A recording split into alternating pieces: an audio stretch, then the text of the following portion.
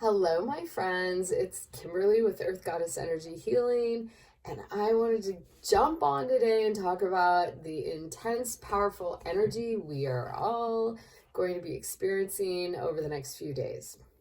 So, March 29th, there is a powerful solar eclipse in Aries, and it apexes at 3:57 a.m. Pacific time.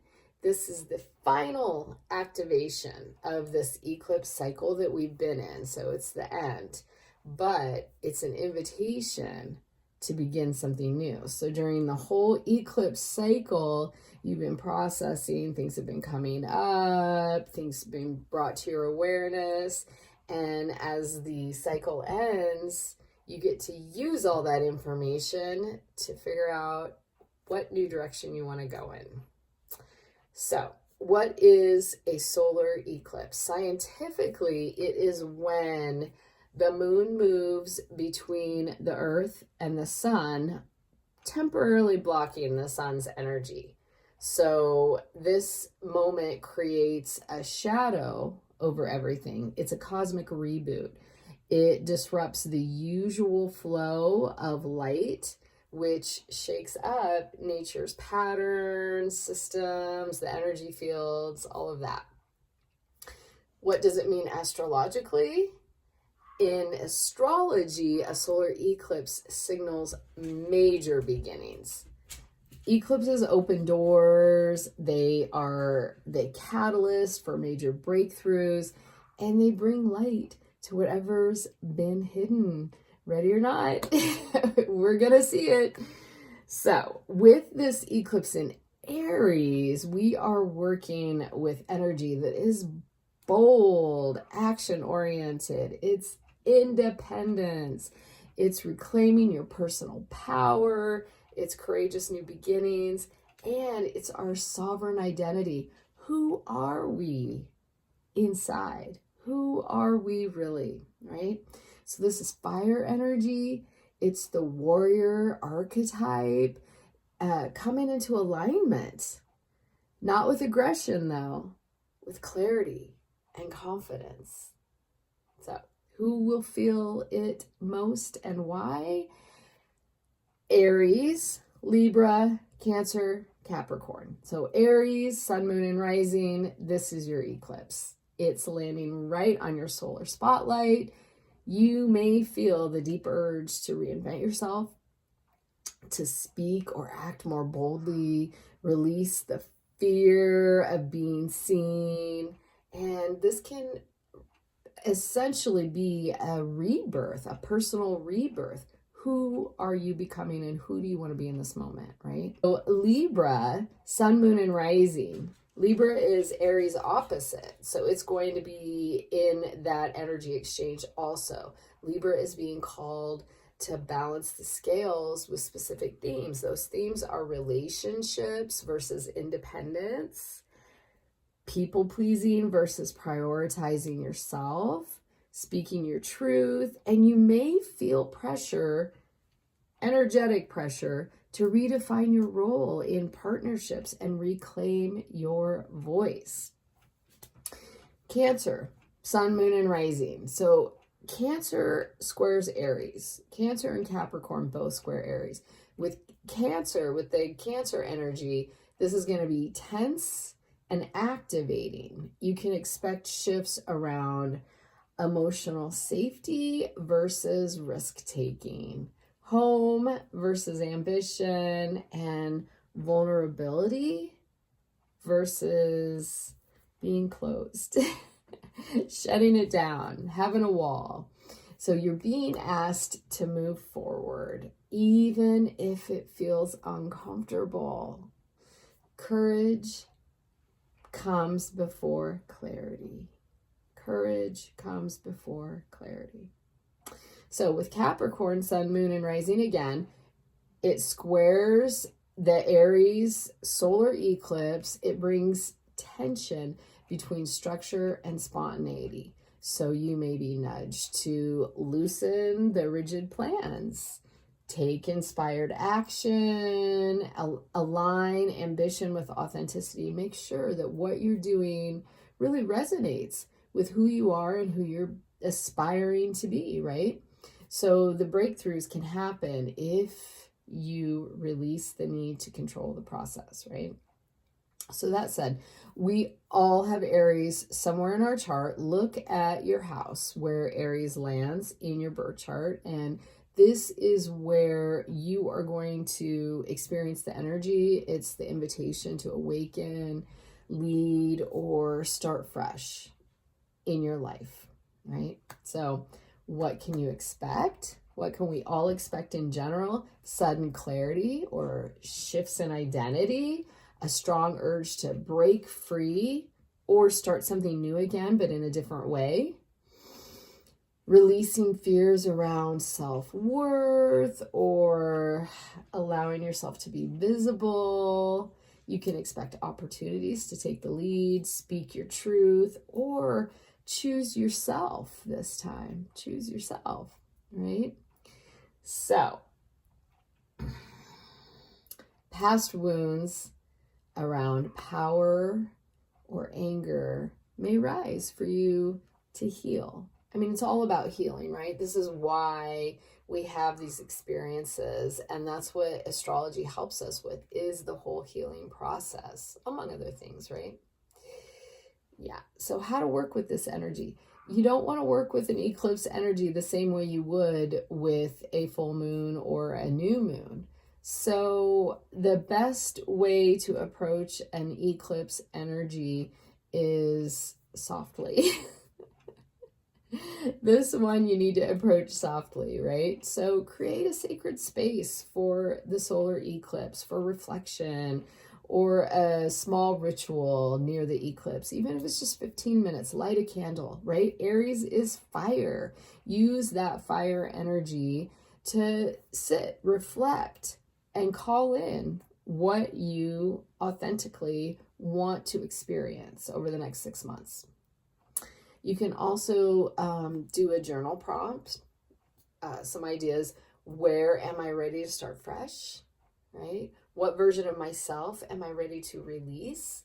And what kind of leader am I becoming?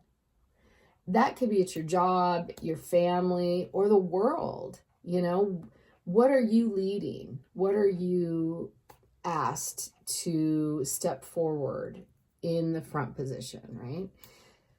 So another way that you can work with this eclipse is breathing into your solar plexus. Your solar plexus is just directly above your belly button. It's the yellow chakra. It's where your gut instinct is. It's your self-worth. It's your confidence, all of that. So breathe into your solar plexus and visualize a golden light expanding all around you. This is your inner fire, your divine power. Use that energy, fire. Use that Aries fire energy.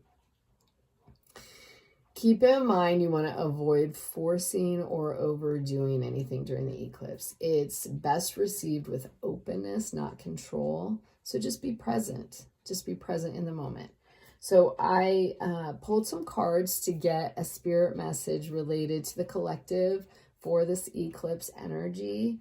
The first one, and I was guided to choose these 3 decks because I have a lot of decks to choose from. The first one is this small little deck called Positive Vibes. And that's all it is, really. It's just inspirational sayings, but this one is so good. So good. People aren't meant to be perfect. I know it's hard to read. People aren't meant to be perfect, right? This is a gentle reminder from Spirit that the mess is part of the magic. This is time to release perfectionism and meet yourself with compassion. Compassion. The next one, I have to move my selenite. The next one is from the Mother Peace Tarot by Karen Vogel, and it is an absolutely gorgeous deck. Very divine oriented, and it embraces a lot of different cultures. So the card that came up was the Seven of Cups. And it was tilted. It was tilted to the left. Take a look at that. Tell me what you feel. You know, that's the clue. What do you feel from this image? I can tell you the Seven of Cups facing left is we are not done with the chaos. We're not done with the chaos that we're all feeling in so many different ways in our lives, but we don't have to embody it. That's the message. We don't have to embody the chaos. We can acknowledge it. Yes, it's around us, but it doesn't have to become a part of us, right? So strive for acceptance. Maintain openness and open your eyes and see your reality clearly. That's how you access freedom. When you see your reality clearly, that is freedom, right? There's a mantra that I was guided to share. It's, as I recognize and accept my shadows, they lose their power. As I recognize and accept my shadows, they lose their power. That is power to me right there. All right, so the next and last deck was the Spirit Animal Oracle cards. And it says the manufacturer is Shui. And I love this deck. I work with this deck a lot. It's animal messages. And it's always so on point with what's happening in my life. So we as a collective got the hummingbird. And the hummingbird represents lightness, joy, manifestation. It's a call to believe in your dreams and act on those. Stop waiting. Stop doubting, right? Stop waiting. Stop doubting. The moment is here to move forward. So this is what it says. It is time for you to pursue your dreams with determination. You can look at the back. It's gorgeous while I'm reading this. By doing this, you will make them a reality. Joy is just around the corner, but you have to believe that it is possible to manifest your visions. Stop waiting. Stop doubting. Stop waiting. Stop doubting. I feel like we all need to hear that over and over and over again, right? So the solar eclipse wraps up a cycle of truth and transformation. It may stir some discomfort. It may, but it's also clearing sacred space for a fuller, truer version of you to emerge. So let this be the spark that ignites your next chapter. Trust the letting go. Welcome the becoming. Welcome the becoming.